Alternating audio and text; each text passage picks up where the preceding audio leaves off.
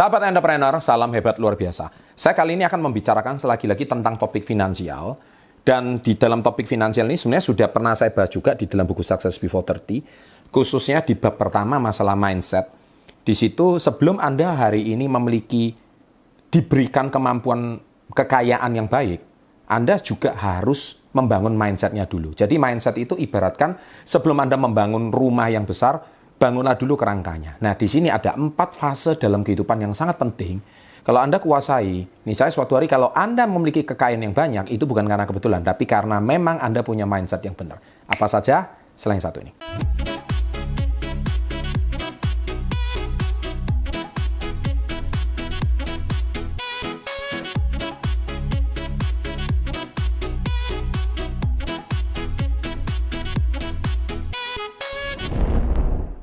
Nah, di dalam bab 1 masalah mindset ini, di buku Success Before 30, halaman pertama dan halaman 17, saya cerita di situ mengapa banyak orang itu belum kaya. Karena mereka salah satunya nggak paham 4 fase ini. Karena setiap orang itu pasti mengalami 4 fase ini dalam kehidupannya. Nah, fase yang pertama adalah saat Anda itu baru lulus sekolah.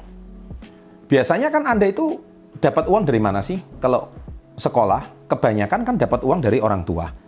Dapat uang saku dari orang tua. Jadi orang tua mencari nafkah setiap hari, tujuannya itu satu, yaitu bisa menafkahi Anda untuk sekolah.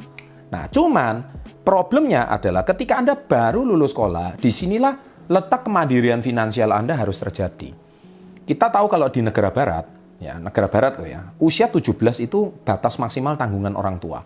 Setelah di atas 17, mau ngapain kayak itu sudah bukan tanggung jawab orang tua. Nah, di Indonesia ini, orang Timur, orang Asia, kita ini masih punya budaya, apalagi kalau orang Jawa, pokoknya makan nggak makan yang penting kumpul. Itu budayanya orang Jawa. Jadi kalau sampai gede itu maunya kumpul sama anak terus. Nah, akhirnya kapan anaknya gede? Gitu. Nah, secara nggak langsung memang betul sih budayanya orang Jawa itu bagus. Tapi secara nggak langsung membuat anaknya ini tidak tumbuh dewasa dan tidak mandiri. Padahal dia tidak diberi sebuah pengertian bahwa usia 17 kamu sudah harus mempunyai kemandirian. Mandiri itu dalam segala hal, terutama mandiri finansial. Jadi kalau bisa harus cari nafkah sendiri. Gitu. Mungkin tinggal masih di rumah orang tua, tapi Anda harus cari nafkah sendiri. Anda harus mencari kehidupan Anda sendiri. Gitu. Nah, ini satu problem yang kita harus kuasai. Ya, so itu baru saat lulus sekolah. Itu fase keuangan yang cukup penting. Jadi ketika Anda lulus sekolah, Anda harus punya satu kemantapan dalam soal kemandirian finansial. Jadi nggak bisa kita masih mengandalkan orang tua, itu nggak bisa.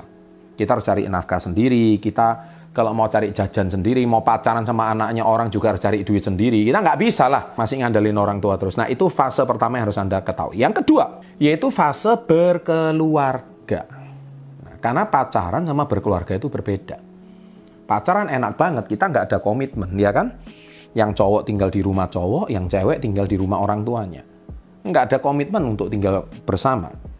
Nah, jadi ketika kalian masih pacaran happy banget, nggak ada sebuah komitmen.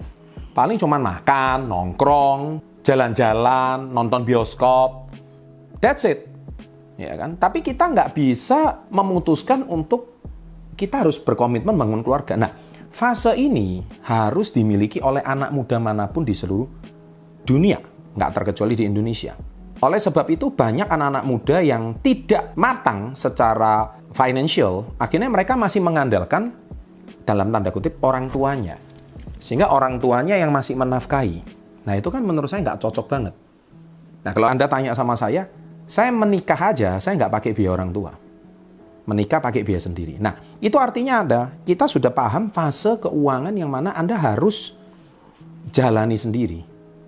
Ya, banyak sekali orang-orang sekarang itu aneh ya menurut saya ya. Mereka masih mengandalkan orang tuanya. Apalagi pesta pernikahan itu dibuat mewah. Oke lah, itu memang hak orang tua Anda. Ya, hak orang tua Anda yang mampu mengadakan pesta semewah mungkin, ya. Itu kan saatnya orang tua Anda menunjukkan kesuksesannya kan gitu sama teman-teman dan koleganya. It's okay. Tapi sekali lagi pernikahan itu bukan masalah pesta satu malam. Saat berkeluarga itu tantangan paling utama adalah hari +1 setelah Anda menjalani pernikahan, itu yang tantangan paling utama. Sudahkah Anda mandiri secara finansial? Sudahkah Anda mampu menjadi kepala keluarga? Ketika istri Anda mengalami fase kehamilan, mampu nggak mengkontrol biaya ke dokter? Kalau istri Anda kurang enak badan, dikit-dikit ke dokter, itu bisa nggak? Nah, itu kan sesuatu uang yang nggak kecil. Nah, kadang-kadang Anda nggak siap di situ. Wah, kok begini ya? Nah, berarti kan Anda tidak matang secara keuangan. Nah, itulah sebab di buku saya Success Before 30 ini saya jawab, mengapa banyak orang belum kaya? Ya, di situ saya bahas banyak sekali, dan apalagi mindset dan mental orang sukses. Nah, di situ itulah kekuatan yang sangat-sangat penting yang kita harus paham tentang kekuatan. Kenapa sebetulnya banyak orang itu tidak siap ketika dia berkeluarga. Nah, belum lagi kalau sudah punya anak, anaknya sakit. Belum nanti kalau anaknya sudah sakit, mulai besar. Belum lagi nanti anaknya mau masuk sekolah. Nah, fase keluarga itu the life is just begin. Ya, saya bukan nakut-nakuti anak-anak muda yang belum menikah. Atau di sini yang teriak-teriak saya kaum jomblo dan sebagainya. Hei, kamu baru jomblo aja udah stres. Berkeluarga itu stres, tahu nggak? Lebih enak jomblo. Jadi kalau kaum jomblo itu dibully di netizen, sebenarnya kaum jomblo juga berhak membuli pihak yang sudah berkeluarga. Hei, nggak enak kan? Enak jadi jomblo kan? Saling ngebully. Candaannya seperti itu. Padahal sebenarnya enggak lah. Semua punya tantangan masing-masing. Jomblo tantangannya kesepian. Berkeluarga tantangannya beban hidup semakin berat, tanggungan anak istri tambah berat, ya kan? Nah, itu semua orang punya kesulitan masing-masing, jadi jangan saling membuli ya. Yang ketiga, 10 tahun menjelang pensiun. Nah, ini fase yang sangat berbahaya, fase kritis. Jadi ketika Anda sekarang sudah mencapai puncak-puncak karirnya, usia 40, usia 45, tahu nggak kalian? Channel ini memang betul channel Success Before 30, tapi yang saya bahas itu nggak cuma semata-mata before 30. Yang saya juga bahas itu bagaimana tips ini sometimes kita harus mempersiapkan usia pensiun juga. Nah, banyak orang itu ketika dia memasuki pensiun, dia kelabakan karena seperti tidak sedia payung sebelum hujan. Ketika masa pensiun itu dia hujan, dia kalang kabut, cari payung sana, cari perlindungan sini. Kalau dia tidak mempersiapkannya sejak 10 tahun lebih awal, maka problem yang terjadi adalah dia akan stres ketika dia pensiun.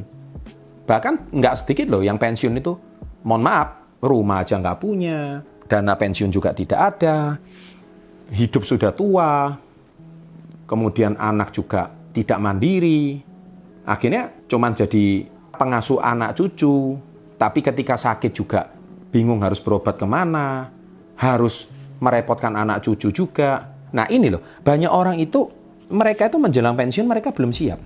Dan celakanya cuma mengandalkan pensiunan. Nah, ini menurut saya tidak setuju. Karena pensiunan, Anda yang terbiasa mungkin cuma terima, sorry to say, misalkan Anda karyawan ya, Anda biasa cuma terima gaji UMR. Taruhlah sekarang 3 juta, 4 juta. Tiba-tiba pensiun. Anda terima duit 400 juta contohnya. Wah, kaget. Terima uang yang 100 kali lipat dari jumlah gaji bulanan. Ketika Anda terima uang yang dalam jumlah besar, Anda kaget, syok, dan tidak punya pengetahuan finansial. Uang pensiun itu, yang Anda biasanya bisa kerja 100 kali lipat gaji, Anda bisa dapatkan 100 bulan. Saya yakin nggak sampai 2-3 bulan uang itu akan habis.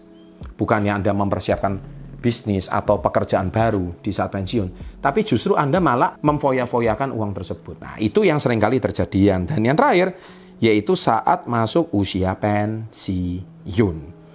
Nah, inilah hari yang nightmare-nya benar-benar terjadi.